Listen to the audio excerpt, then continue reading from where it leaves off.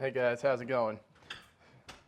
So by far my most popular video on this channel has been my review of the Ashanks motorized slider.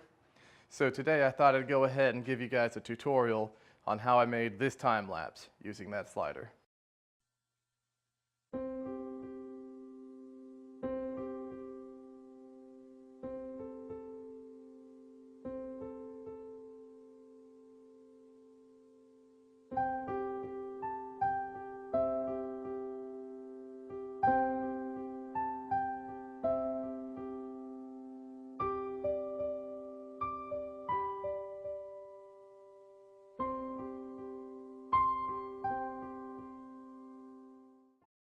Alright, so for the sake of time on this video, I'm just going to go ahead and breeze through the physical assembly under the assumption that you've seen some of the other videos online.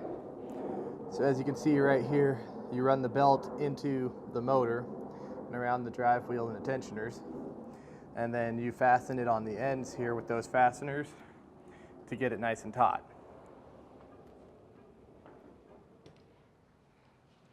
And of course you have the motor mounted right there.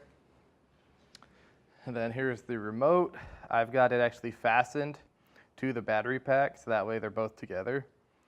And then as you can see, I've got it labeled A and B on the sides that correspond to sides A and B on the rail. Which, if you're anal retentive like myself, about which direction you set it up, I always keep the motor facing away from the front of the camera, so that way there's no noise affecting any mics I may have running. That won't really be a huge deal, but it's just a nice to have. And then here we've got the 3 cables that came with it.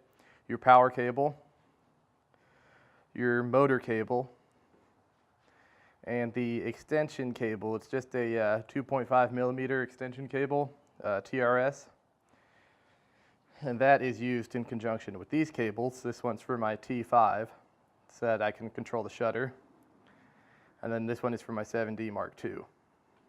So as you can see here, I've got my battery pack connected to my controller on the power cable there. And then I've got my controller cable connected to my motor. So now I'm basically set up. If I wanted to do video right now, I could go straight into that. So operation of this controller is pretty straightforward. You've got the one joystick, and clicking it allows you to select a setting. And as you can see now, I'm on video mode. And up and down allows you to control your percentage. So for my example, I'm going to go down to right around 53%. And then I'm going to go ahead and go to the A direction. So all I had to do was start it, and it is sliding left to right right now. And then I click it to pause. Then if you want to go back to the center, the menu, you click it again, long press. And then you have time-lapse mode down here. So in order for this controller to actually trigger your camera for time lapses, it comes with this cable right here, which is just a male to female 2.5 millimeter stereo jack, or a TRS is I think the technical name for it. So you can plug that in. It's basically just an extension cable. And then what you actually need is the appropriate cable for your camera. So in this case, you see I've got this one has the stereo jack on one end, but then it's got the 7D Mark II connector on the other, so that I can use it to trigger my 7D. And then of course I've got one that's just male to male on the stereo jack. So basically all those do is you plug them into that cable right there, and that triggers the camera. So basically, once you've got the remote hooked up to your camera, what you would do is go to manual mode and set your shutter speed, your aperture, and your ISO like you would for what you're trying to do. And then you'll go into the actual time-lapse mode on the controller and make sure your settings are synchronized to what your camera is actually set to, which I'm about to show in just a second. And then you have time-lapse mode down here. Click. And then as you can see, you've got 2 settings for time-lapse mode. So you've got synchro shutter and synchro app. I can't really tell what exactly synchro app is supposed to be from the instructions I have, just looking at the pictures since it's all in Chinese.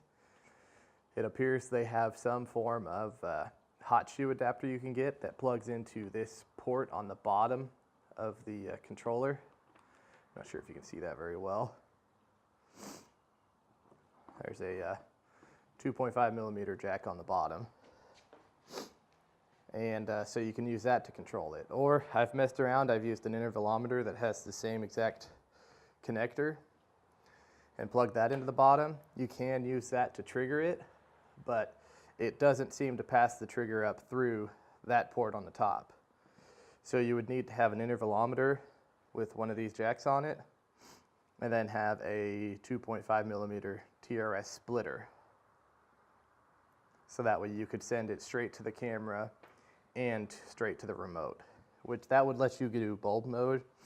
As I stated in my previous review, it does not have bulb functionality, it just triggers it. So then here's your settings for synchro shutter. You've got your step, which is the amount of distance it moves. I've found that 0.05 is about the lowest you can go and still have it be reliable. That will take somewhere in the neighborhood of 500 to 900 steps to go from one end of the rail to the other.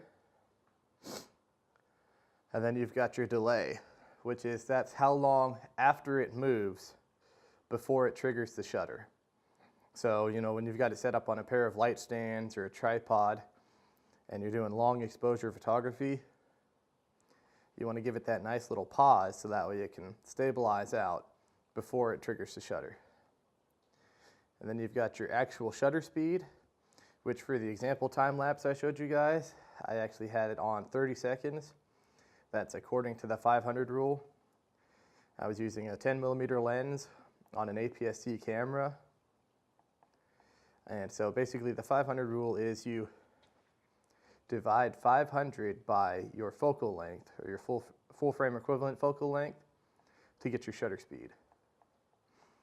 So a 10 millimeter lens on an APS-C is actually a 16 millimeter equivalent. So 500 divided by 16 is roughly 30 seconds. And then your P down here is the number of shots it will actually take.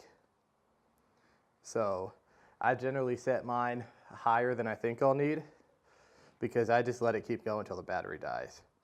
And generally at that slowest step of 0.005, my camera gets about 90% of the way across the rail before it dies anyway, so that generally works out. And then you click to go into shutter. So now from here, you can see it's got your settings for your shooting 1055, or well, 1055. Your direction right now is paused, and your shutter, of course, is 30 seconds. And so generally what I do, I go to video mode, get my camera to one far end of the rail, and then I go the opposite way across. It cannot do a repeat on the other end. It can't loop back. So you only get one direction basically out of it. From there, if I wanted to start, I would choose my direction. So my camera right now is all the way on the left side of the rail, aka the B side. And I want to go all the way to the A side, so I would hit this.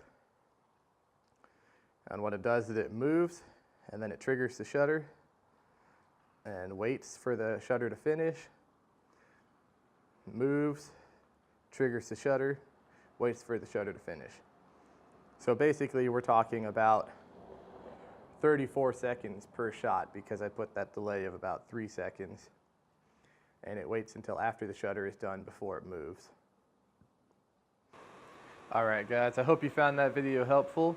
I know I would have personally loved it if I could find a video like that when I first got that slider. I had to go in through all the settings and just figure it out as I went because the instructions are basically useless in Chinese. So if you appreciate that, you can definitely show it by giving me a like, comment, subscribe, share, anything like that to help encourage my channel and encourage growth. Thank you.